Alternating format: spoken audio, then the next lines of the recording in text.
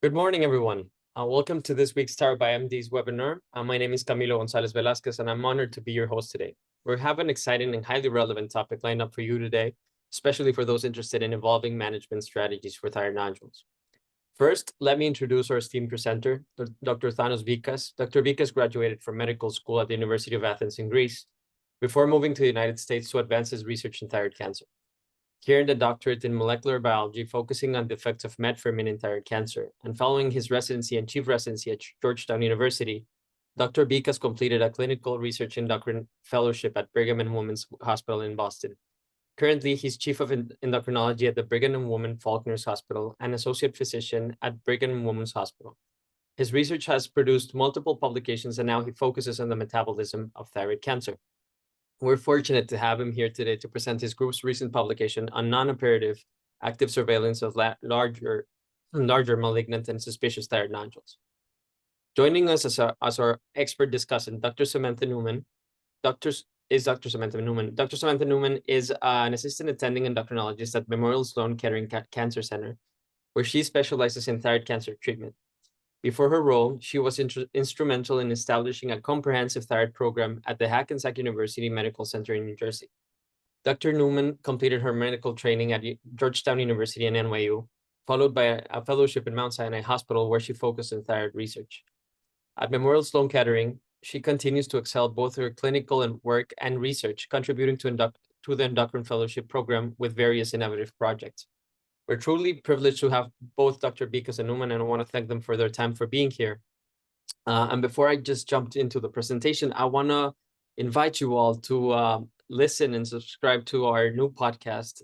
We have launched this project 1 month ago. This past Tuesday, we launched our second episode, which is on active surveillance, actually, with Dr. A.L. Robinstock as a guest. So without any further ado, I want to please ask you in joining me to welcome Dr. Bikas for his presentation. Thank you very much, Dr. Camilo Gonzalez. So let me share my screen really quickly. So today, it is really an honor to actually be here and discuss our recent publication. So today we're going to discuss about that publication that is entitled Non-operative active surveillance of larger malignant and suspicious thyroid nodules. I have nothing to disclose. So a little bit of an overview for the next 30 minutes. We're going to start with an epidemiology update on the thyroid nodules and thyroid cancer. We're going to discuss a little bit about the historic management of thyroid nodules and thyroid cancer, how our management has actually changed over the years, and what is the gold standard, and what is the role of active surveillance. We're going to discuss the paper, and we're going to actually look, in detail into the paper, and then we're going to actually have a little bit of a discussion. So, the epidemiology of thyroid nodules. The prevalence of thyroid nodules through this systematic review has actually been found to be approximately 25%. The prevalence of thyroid nodules has actually increased in the last decade, as it was found to be approximately 30% in comparison to the last decade, where it was like 21%. Now, we can actually stipulate why this happened, and is it because more nodules are happening, or we are actually diagnosing more nodules? Whatever the case, the prevalence has actually increased in both males and females, but as it is well known, the female prevalence is always going to be larger than the male prevalence. So we can actually again stipulate why this is happening, but in some autopsy series, the papillary cancers that were actually not discovered until after death were actually pretty similar between the two sexes, but this is actually a discussion for another time. Also, very interestingly, in several publications, obesity and being overweight has actually been associated with a higher incidence and prevalence of thyroid nodules. But again, let's just not focus on that for today.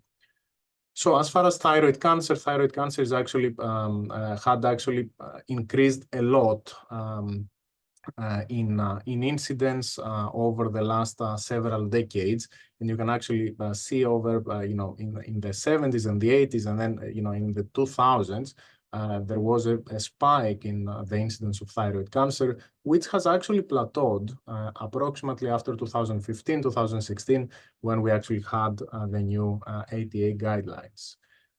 This incidence is actually same around, that doesn't change when we are talking about different races and different ethnicities.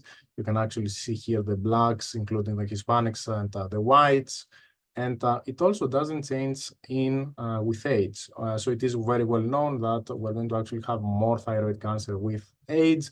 However, all of the ages have actually been found to be uptrending. Very interestingly, thyroid cancer has actually been has been recently found to be the most common type of new cancer that was actually diagnosed between adolescents and young adults, which is actually a very interesting thing, and it has actually topped breast cancer very recently. This is just from the latest SEER data. So, we actually have an increase in thyroid cancer, but we also have an increase in aggressive thyroid cancers.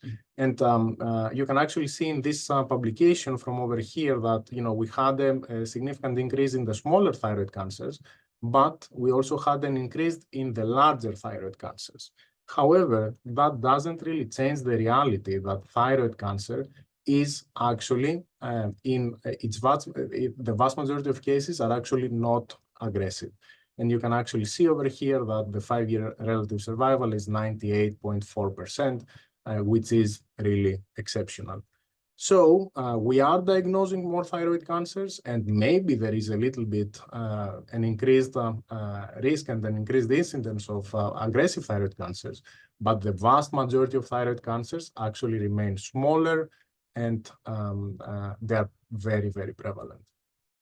So just to understand the numbers, in 2020, the US prevalence was approximately 1 million cases, which is actually a very large number. The median age of diagnosis for thyroid cancer is 51 years age, and then 95 is actually confined to the thyroid and regional lymph nodes with, as we discussed, very, very good prognosis.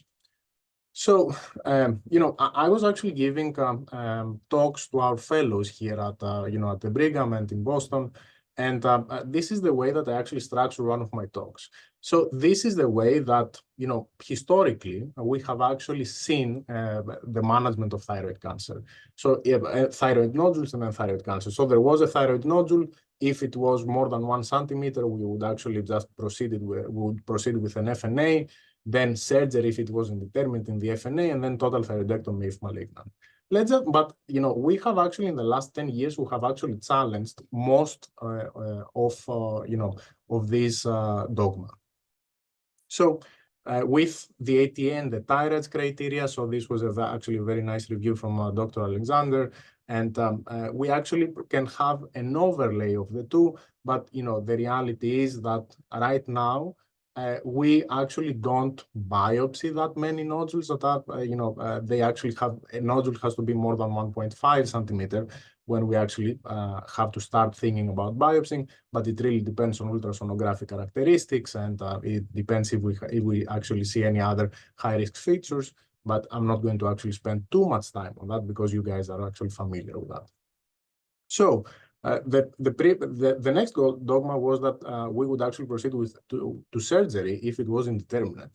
But, with also our newer Bethesda system that was actually just, this publication was just recent in 2023, the ATP of undetermined significance and the follicular neoplasm, so our Bethesda 3 and our Bethesda 4, now doing a molecular studies is actually first line.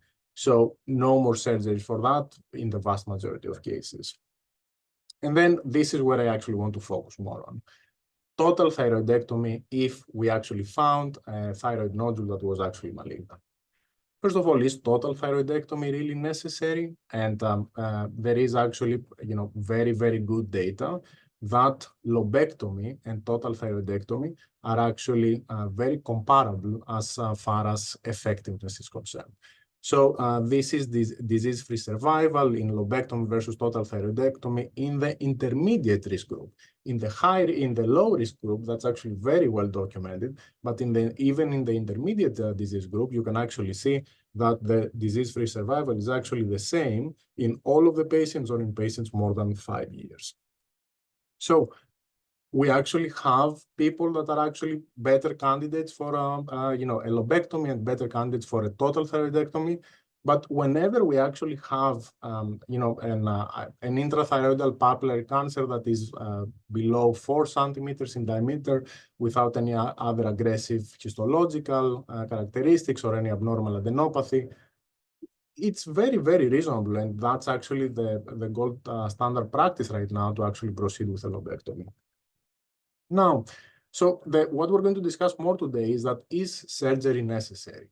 And this was all started in East Asia, where they actually started watching and started doing active surveillance in thyroid nodules and more specifically, micropapillary thyroid cancers, so papillary cancers that are below 1 centimeter.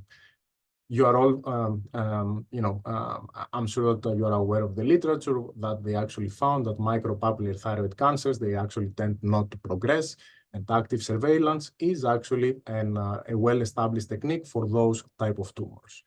And then the Memorial Sloan Kettering group, led by Dr. Tuttle mostly, they actually published and they actually brought that to the United States, where they published, several years back now, their findings on papillary thyroid cancers that were up to 1.5 centimeters that we were actually able to monitor, and we didn't actually really see any difference in survival or any significant difference in morbidity and mortality in those patients. So that actually brings me to a discussion of today's paper, where we actually looked in the literature and we actually identified that there was actually a gap in how many big nodules were actually presented. And we asked ourselves, do bigger nodules actually have a worse prognosis? Can we watch? Can we do active surveillance on bigger nodules? So that's what we actually did over here, and our data was actually published very recently in the JCM. So we actually had a group of 69 patients that were the mean age was 62 years old, and then the mean nodule size was 2.1 centimeters. And we actually had Bethesda 5, Bethesda 6, and then suspicious Afirma. And we can actually discuss a little bit more about these subgroups later. So we actually had active surveillance without surgery in 81% of the cases, and then we had active surveillance with delayed surgery in 19% of the patients. Our duration of active surveillance was actually pretty long, and it was approximately 55 months. So these are our main outcomes. 0 out of 69 had a new lymph node metastasis. 0 out of 69 had distant metastasis. There was 1 out of 69 that had a concern to a progression to a poorly differentiated or more aggressive differentiated thyroid cancer. And then the 13 out of 69 had delayed surgery, as we discussed, but no disease recurrence was noted after treatment. I do want to focus a little bit and discuss a little bit about this one patient, because I think that they are important.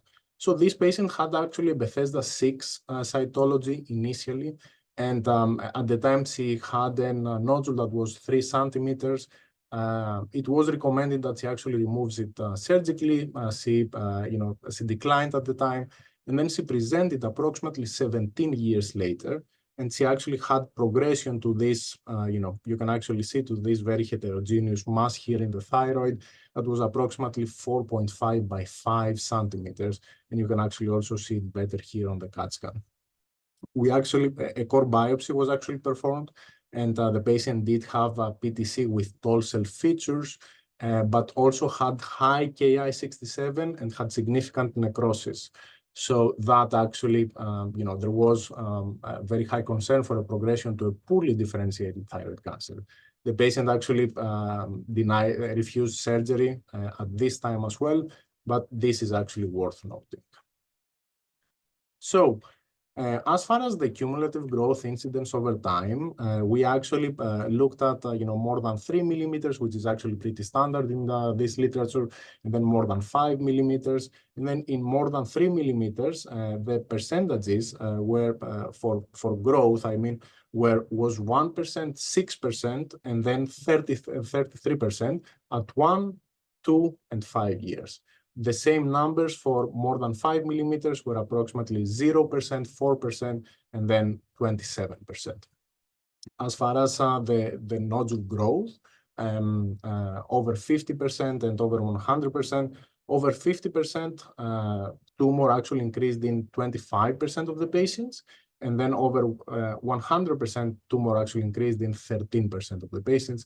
And you can actually see the numbers here. You can actually see that they actually, those lines are actually pretty parallel.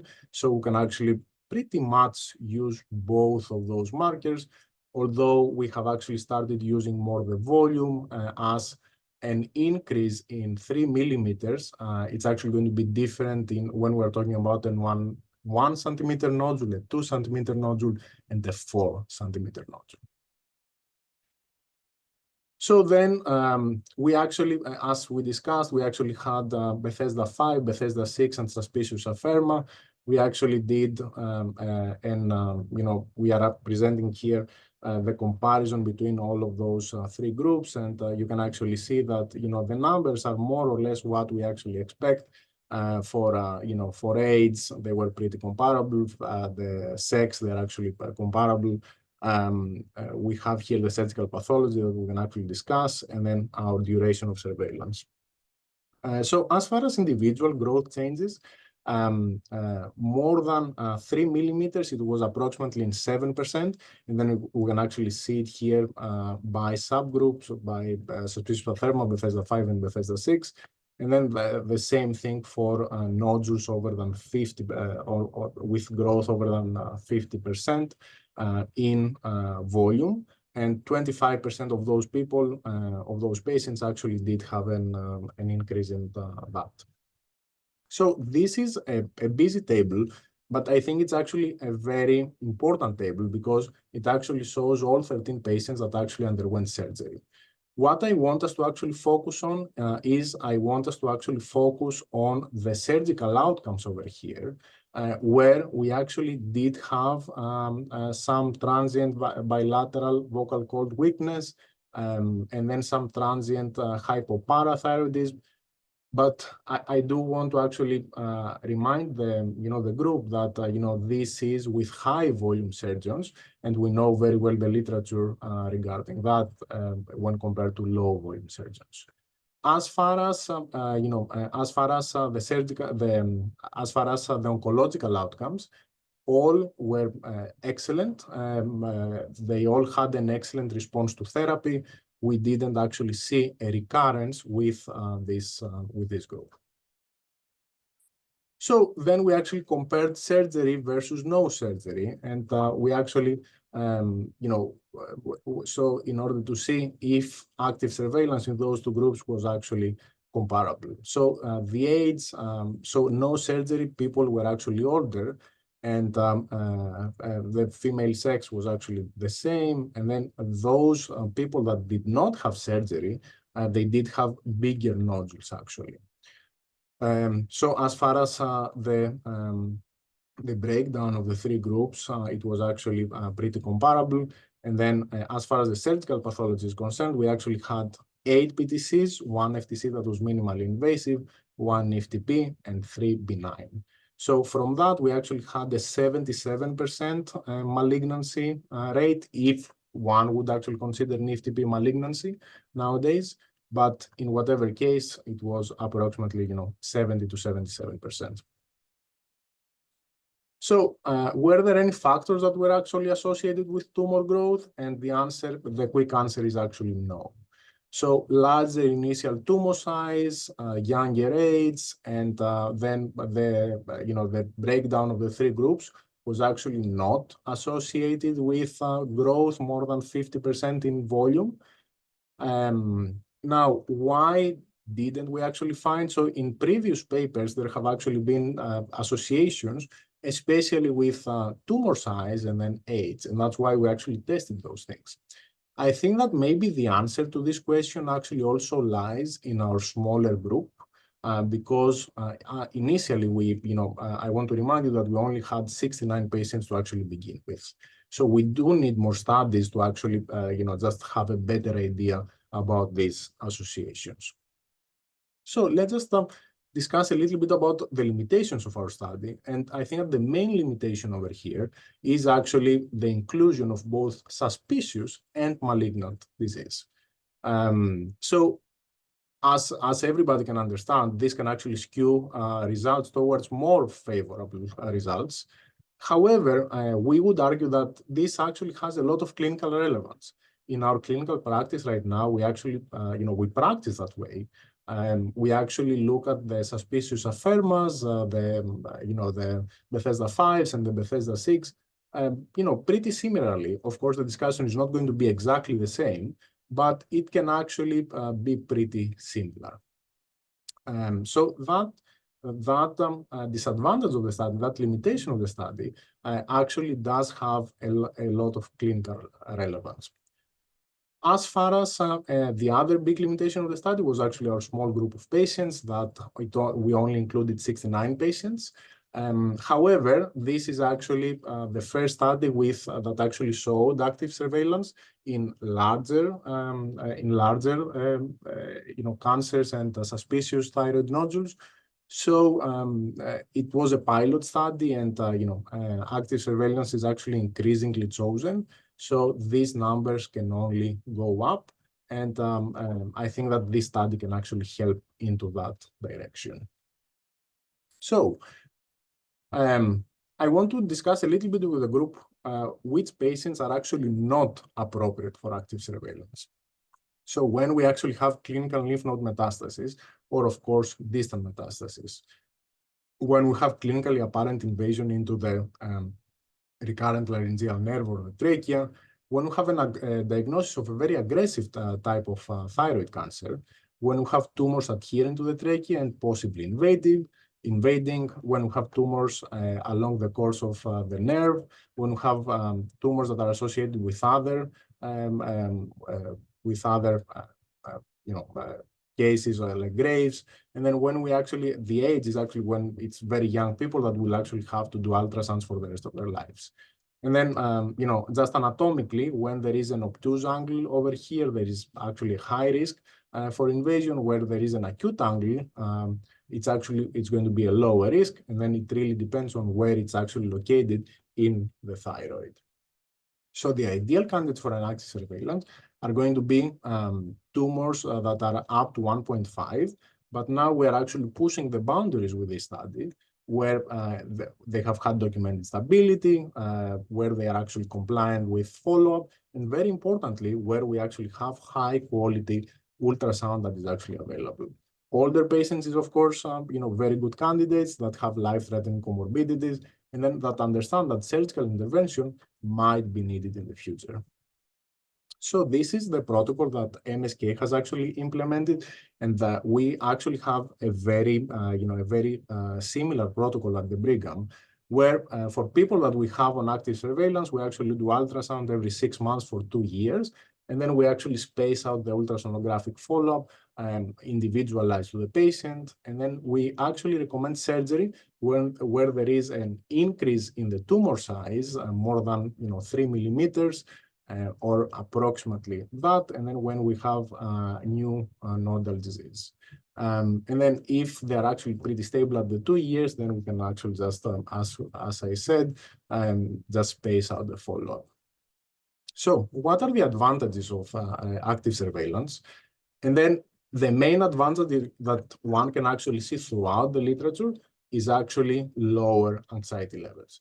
I really like this study from Dr. Ho that was actually a prospective study and that actually showed that people with that undergoing immediate surgery had higher anxiety levels than people choosing active surveillance.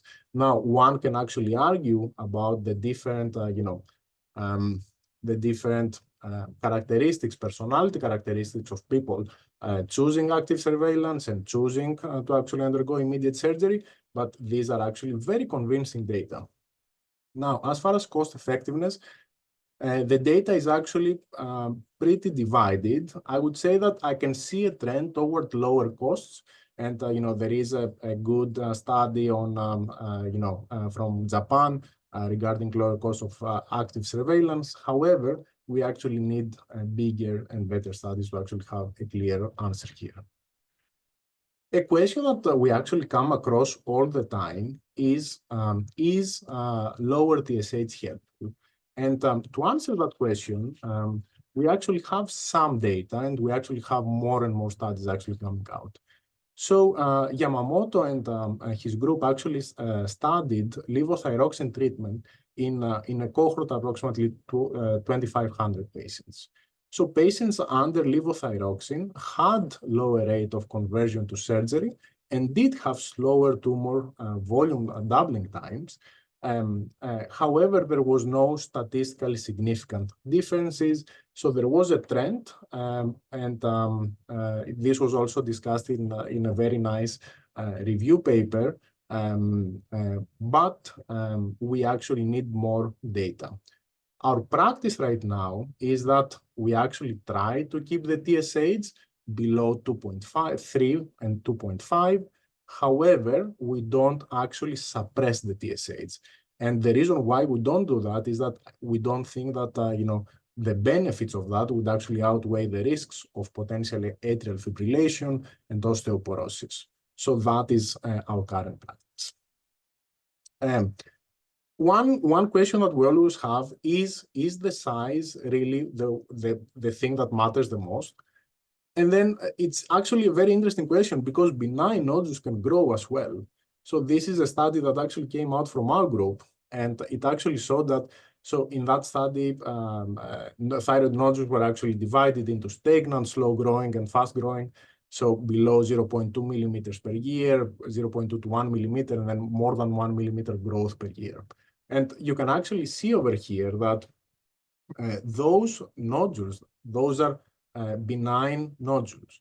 They actually grow over time. Most of them actually grow over time. So that's actually a very good thing to actually have in mind. And do we have anything else that can actually help us differentiate those tumors?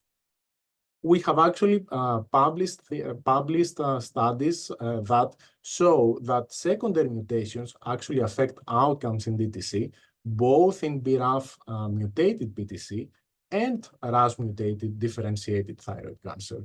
So I think that having more genomic information is actually going to be really crucial in that domain.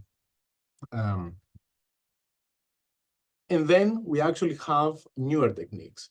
So we have an integration of metabolomics and genomics that can potentially lead to more accurate phenotyping of those tumors. So this is actually a very eloquent study from coming out of MSK with Dr. Ganley leading it and the group from Ed Resnick. And what they did over here is that they actually took Hürthle cell tumors, so oncocytic tumors, and they actually did metabolomics and they also did genomics. And they were able to find 4 different phenotypes using an integrative metabolomic and genomic approach. That is actually very interesting and very cool in all reality. So, and then, so they took histology, and then they took metabolomics, and they took genomics, and they came out with those 4 groups that could potentially can actually lead to better prognostication and better follow-up for those tumors. Similarly, we're actually in the process, and we're going to present those data in the upcoming meetings, of doing metabolomics in tumors. And then we were actually able to successfully, these are published data, but we're actually able to successfully tell normal thyroid from NIFTPs and normal thyroid even from benign adenomas. So we're actually in the process of doing that with metabolomics. And then this can actually be a non-invasive approach by which we can actually tell which tumors can actually be more aggressive and which tumors can actually be followed in an active surveillance manner. So the conclusions for today is that we didn't observe any adverse oncologic outcomes when AS or delayed surgery was performed. The results support consideration of a more permissive strategy for thyroid cancer management. And then this is actually strengthening evidence that favors active surveillance. Our data support broadening the current patient pool that are eligible for consideration of active surveillance to actually more than 1.5 centimeters. But this is always taking into account the patient individualized situation.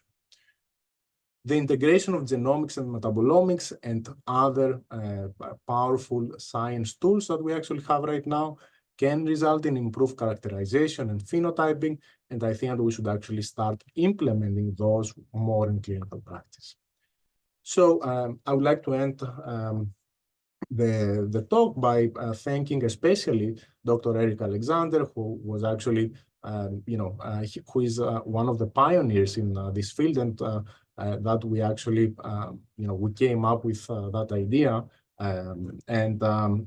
My group, my thyroid research group, I thank them all, as long as my basic group. Thank you. Thank you, Dr. Bikas, for a very interesting presentation. We'll now proceed with Dr. Newman's discussion, and we'll come back at the end for Q&A. Okay. Good morning, everyone. Thank you so much for having me. Let's see if I can successfully share my screen. All right. Thank you. As I said, thank you for having me. It's an honor to be asked to comment on this very, very important and interesting paper. I'm one of the attendings at Memorial Sloan Kettering Cancer Center, where my focus is care of patients with thyroid disease. And we provided the initial commentary on this paper after it was submitted for publication. And I'll sort of go over a few of the points that we focused on. Nothing here to disclose. Okay, so when it comes to active surveillance of thyroid nodules, suspicious nodules, and cancers, it's sort of critical, and this is one thing that I explain to patients all the time, to understand how thyroid cancer in itself differs from other types of cancer that you wouldn't even imagine, surveilling instead of treating immediately. And so the way that we sort of understand papillary thyroid cancer that is well differentiated is this initial oncogenic event that results in tumor formation, then subclinical tumor growth where essentially we don't know is happening, possibly in more than 50% of people, early metastatic spread before clinical detection even occurs. And this statistic that these microscopic cervical lymph nodes that are involved with disease in more than 50% of people at diagnosis kind of, it supports this point. And most patients are basically in this kind of indolent, quiet phase at the time they were diagnosed, either with stable disease or very slow growth, both in the sites of metastases as well as the initial dominant tumor. And this is also supported by the fact that the statistic is up to 10% of adults on autopsy who died of other causes are found to have papillary thyroid cancer. This all kind of, allows us to infer that most thyroid cancer cases are subclinical, not only initially, but stay that way over time. So we here at MSK, largely pioneered by Mike Tuttle and others who have done a lot of work in this area, kind of really try to emphasize with our patients and our research the difference between what we call detectable versus actionable disease. So these are my definitions that is how I view these two concepts, but detectable is I in my mind view as disease that's presumed based on radiographic, biochemical, or cytologic evidence or testing, versus actionable, which is not only you can treat it, but or rather not that you can treat the disease, because we can always offer some type of treatment, but it's disease that would cause harm or issues if it weren't treated. And factors that we consider in this, in assessing if patients are appropriate for treatment is a lot of the factors that Dr. Bikas has already talked about: tumor volume and doubling time, rate of change, the location of the tumor near the trachea, the nerves, the prominent vascular structures. Is the patient having symptoms? Can they not swallow because they have a 5 centimeter nodule pushing on their esophagus? And what do they actually prefer themselves? And I'll get into that more in a little bit. So key points from this study, we've already gone over it, but however, this is what I pulled out as important from it. So 69 patients, we've already discussed how, it was a combination of Bethesda 5, Bethesda 6, and indeterminate but suspicious pathologies that are possibly benign. The 84% is over 1 centimeter, so kind of above the traditional guidelines associated with surveillance, but 38% above 2 centimeters. And only 25% showed this increase in volume that was basically clinically significant. And I bolded this point because I thought it was one of the most important points of the study, which is that no new lymph node or distant mets were identified in the entire course of the study. This is the number one thing patients ask when we talk about surveillance is, well, if I wait, is it going to be a more extensive surgery? Is more disease going to show up in the lymph nodes? And, we essentially tell them more than likely, you're going to have the exact same operation that if you were to proceed with surgery today. But this is in support of this point, that in this whole course of this study, no new lymph nodes or disease spread was essentially identified. And then further, a couple points down, the patients who did undergo surgery had excellent outcomes. I thought it was interesting that patients who had the surgery were younger and with smaller nodules. This is another topic that comes up quite frequently in younger patients who are diagnosed with this, which is, how long am I really going to observe this, right? If I'm 25 and I have a thyroid cancer, am I going to observe this for 50 years, right? What's going to happen in the next, several decades? And I feel frequently in my clinic, at least, those patients are more pushed to, let's just deal with it. Even if despite evidence that it might never, ever grow. Another point is that age and nodule size weren't actually predictive of growth, which is a point that relates to the last one, which is a 25-year-old with a papillary microcarcinoma might become a 6-year-old with a papillary microcarcinoma of the exact same size. And this is a hard concept for patients to sort of really understand. But once again, this study is in support of all of those things. So I wanted to talk a little bit about who we commonly observe at MSK as kind of like one of the initial centers who started to operate with this strategy. So under the heading of untreated disease, we very comfortably monitor nodules less than 1.5 centimeters, both nodules and biopsy-proven papillary cancers. And then, sorry, that last point should say greater than 1.5 centimeters, but all papillary microcarcinomas pretty much, and then papillary thyroid cancer is greater than 1.5 centimeters in selected patients. We also, and this is kind of a point that's a little bit outside the scope of this study, but we frequently monitor people with suspected metastatic disease who have recurred after surgery. We are very hesitant to jump to treatment of low volume recurrences, especially if they've already had iodine, they've already had a complete surgery. These are patients we watch all the time. And then in terms of other kind of gray areas that we'll watch as well, things that are abutting the capsule or adjacent to surrounding structures.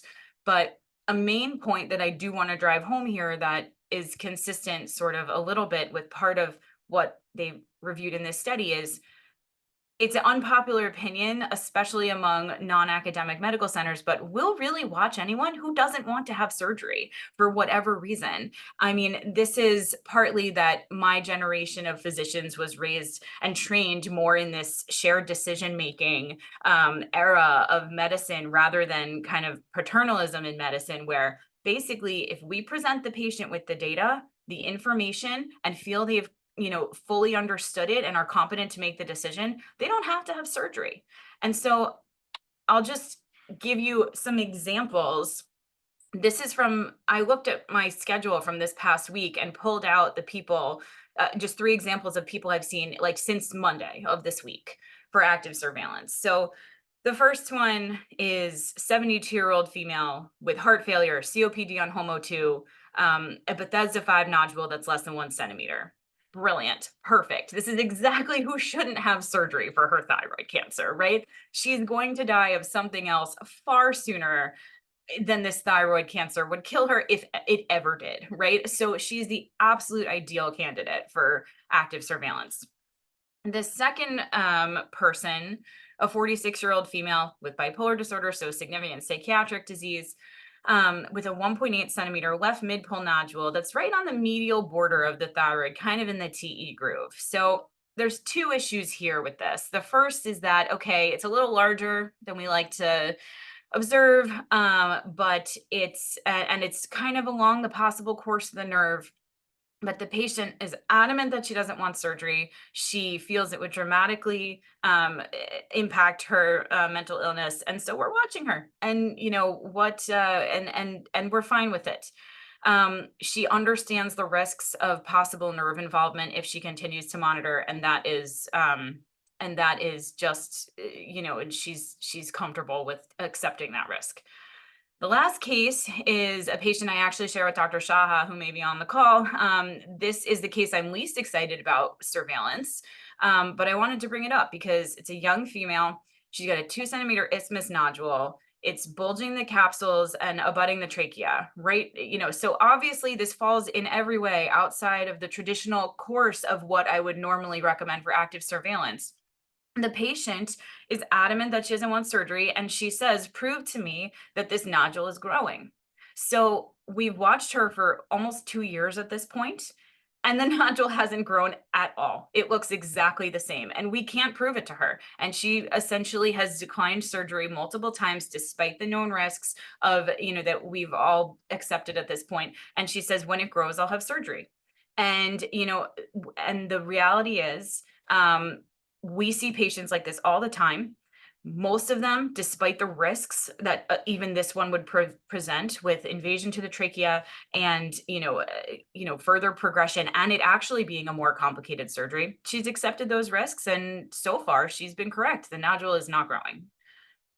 So a couple of kind of final thoughts before we move to Q&A, which is just other things I think about in terms of whether or not surveillance of these larger nodules is appropriate. So we need to find a way to identify progression early, right, in the course of disease spread. So this is the patient coming back for ultrasounds? Are the ultrasounds of high quality?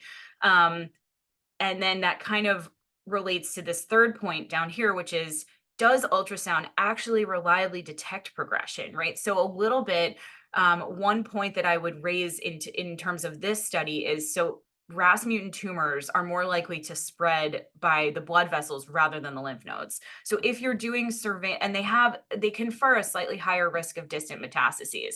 So if we're evaluating progression by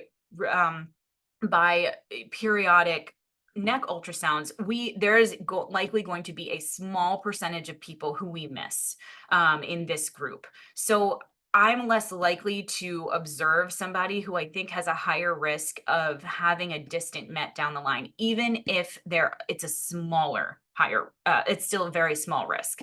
And if the ultrasound isn't going to reliably show me that progression. And then finally, I mean, I always think about who did this patient's initial surgery. Was it a high volume surgeon? Was it a complete surgery where I really trust that the surgeon, absolutely got as much out as physically possible. And that actually matters quite a bit. And there's good data that supports how much that matters. And finally, but the main point here, which this study well supports, is that what we view as actionable disease that would cause harm down the line if not treated, we have to continually refine this definition as we learn more, we learn more about the variants of the cancer, the molecular genomics involved in the cancer, as well as, see studies such as this one, which suggests the safety of monitoring tumors that are larger. And this traditional one-size-fits-all approach really is no longer appropriate, that many endocrinologists and surgeons are still sort of supporting because that's the way it's always been. And in the hands of a very experienced high-volume surgeon, a delayed surgical approach is almost always a safe option. So those were the points that I wanted to make based on this study. I think it really nicely contributes to the literature that supports the redefining of these nodules that are appropriate for treatment. And with that, I will turn it back to you guys. Thank you, Dr. Newman, for a very interesting discussion. There's a lot of food for thought and questions right here. I'm going to first go straight to some of the questions that the audience has submitted. Some of them are specifically on the methodology of the study. First question, they're kind of asking of the protocol of active surveillance used in the study kind of is briefly mentioned in the methodology section, but they want to like a clear question of how that was done, and if you feel that there's in any way that the protocol that you used is in any way a limitation to your study. Yeah, of course, that's actually a great point. And this was a retrospective study. And as we all very well know, retrospective studies actually have limitations. So of course, a prospective study like the one that that came from Dr. Ho at the JAMA Oncology paper would actually be better, qualitatively. However, we do have the actual data.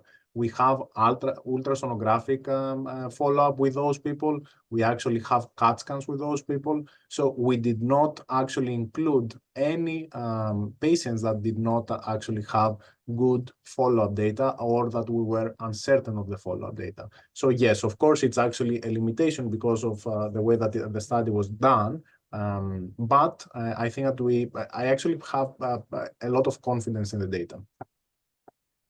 Correct. Also, there's another question about your study. It says that tumors under 1 centimeter were included in the study. However, the focus of the study was in larger lesions. Can you explain a little bit about this? Yeah, of course. And how we initially started thinking about that is that we started thinking about just looking at all of the nodules that all of the suspicious and malignant nodules that have actually undergone active surveillance in our institution. Now, 84% of our tumors were actually above 1 centimeter. We do not biopsy nodules below 1 centimeter. And that is why we usually do not have nodules below 1 centimeter in our cohort. Those nodules were actually biopsied for some very specific reason, or that they came out from an outside institution. So we included them because we think that it's important and it actually contributes to the literature. And then it actually ties up nicely with the prior studies that actually only talk about papillary microcarcinomas. But at the same time, the focus of the literature is that 84%, which is the 1% and higher, 1 centimeter and higher. Okay, thank you very much. I'm going to now change a little bit the subject, and I want to thank you both. I really appreciate and I found these really interesting. Thank you for taking us through our historical perspective from Professors Miyauchi and Sujitani's presentation on what is an ideal patient to undergo active surveillance and who is not. Also, Dr. Newman took us to that, the definition of what is appropriate, ideal, inappropriate for follow-up, and that's those definitions of detectable and actionable. And I wanna focus on that for my first question. Detectable seems to be a straightforward definition. Actionable seems to be a moving target. And now we're using active surveillance. We're stretching the strict meaning or sense of active surveillance from under 1 centimeter. Memorial took us to 1.5. Now we're using larger. I appreciate the work that you're doing right now. There's a kind of trend to move this to suspicious nodules, indeterminate nodules, molecular diagnosis, and not without molecular diagnosis. You and people on the call will find it common to find a patient that has, I don't know, Bethesda 3-4, that is large, that is not actionable in a strict sense in a surgical perspective. But I want you to spell out to us and to the people in the call that might be in training, spell out for us what your typical protocol is, and is there anything that would change the way you surveil someone? And I mean, speak about like clear cuts, if there is any, of volume dynamics or kinetics. Is there anything that you would do? Is there any room for doing molecular diagnosis to change the way you surveil, or what is the normal protocol in both your institutions? And this resonates a whole bunch with me, people that know me or have seen me present before. I want to take us a step back and teach people or share with people what you do when you step up from the ivory tower kind of treatment. Memorial Sloan Kettering, Brigham and Women's. What do you do if you're in Mexico? What do you do if you're in Athens? What do you do if you're in South America, or you name it, other places where you don't have the certainty that things are being done the way that the guidelines might spell that you need to do things? Dr. Bikas, you want to take us? Of course. Yes, that is actually a great question. And as Dr. Newman also just pointed out, this is in the ideal setting where we actually have high quality ultrasonographic surveillance, where we actually have high volume surgeons that are going to be very skilled and have done hundreds and thousands of those surgeries that can actually take the patient when we actually see that a tumor is actually growing. So I think that our approach here at the Brigham, and just to comment on that, it's actually that we are going to monitor patients that are approximately below 1.5 centimeters, and we have actually started now with this study actually just pushing that boundary a little bit. There is nothing biologic that actually separates 1.4 from 1.7 centimeters. It's, so if that nodules actually, it behaves and it behaves, as not an aggressive thyroid cancer. And then it doesn't look that it has invaded any vital structures. And we don't have any distant metastasis, then we are going to actually observe those things.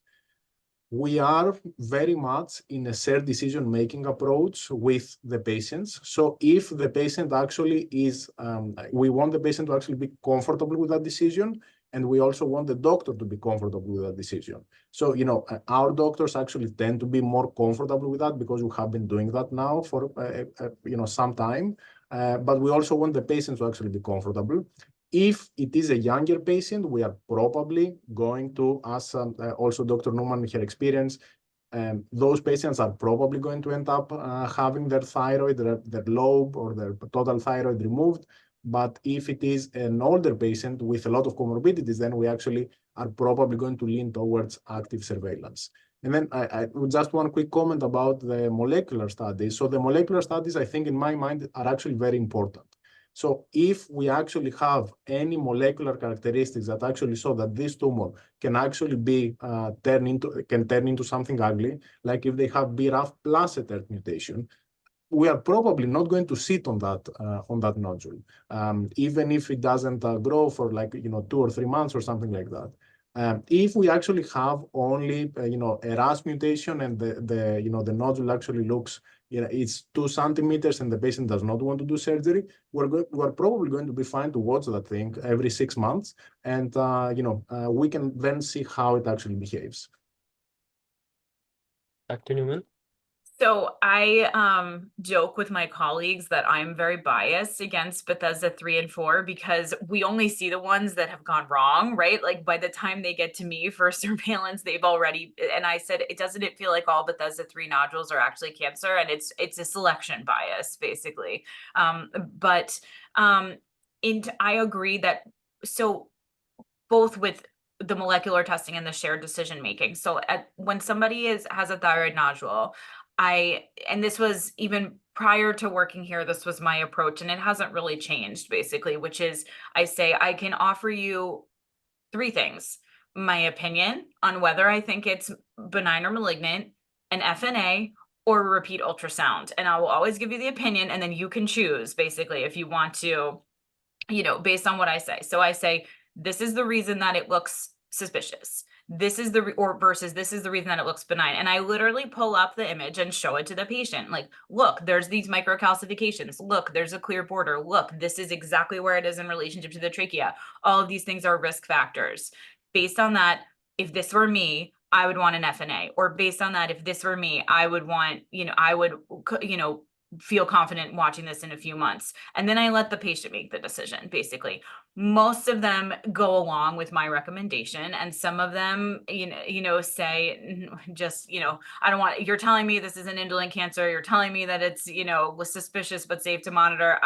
Talk to me in 6 months. So I basically try to give them as much information up front as possible, and then essentially advise based on my interpretation of the ultrasound, and then give them the choice of surveillance versus FNA. I agree always with sending molecular testing, and I do think it does sway the decision in a lot of cases, in either direction. And so anything Bethesda 3 or Bethesda 4, we would for sure send. And this is, we'll do this up to nodules up to about 2 centimeters at this point.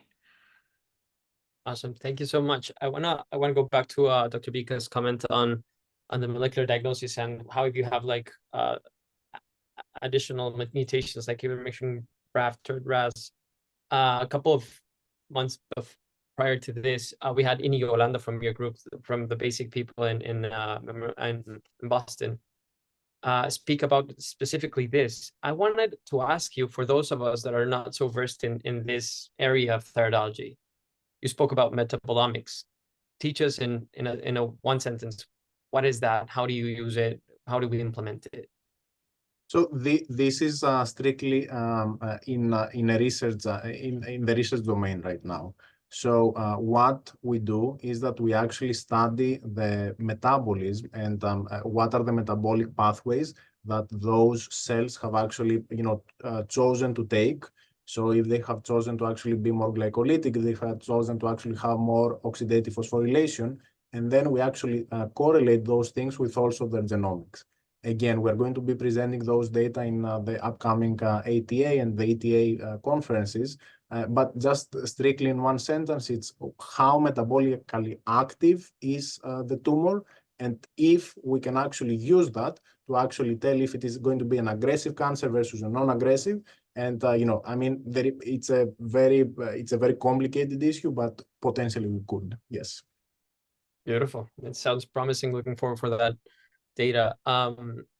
Just humor me for a second. I'm gonna ask an uncomfortable question. You guys live in a place where you have that bias of referral. You have patients that go to see you because they want to see you, but the rest of the world maybe are surveilling patients that suddenly stumble upon a website that says radiofrequency ablation is your way to go. Recently, in this latest issue of Thyroid Journal, there's a couple of articles questioning, or how do we do active surveillance after that's been done? So do you have a sense of what would you do? What do you think about this, Dr. Newman? So I had this issue this week, actually. I tell radiofrequency ablation is definitely an option.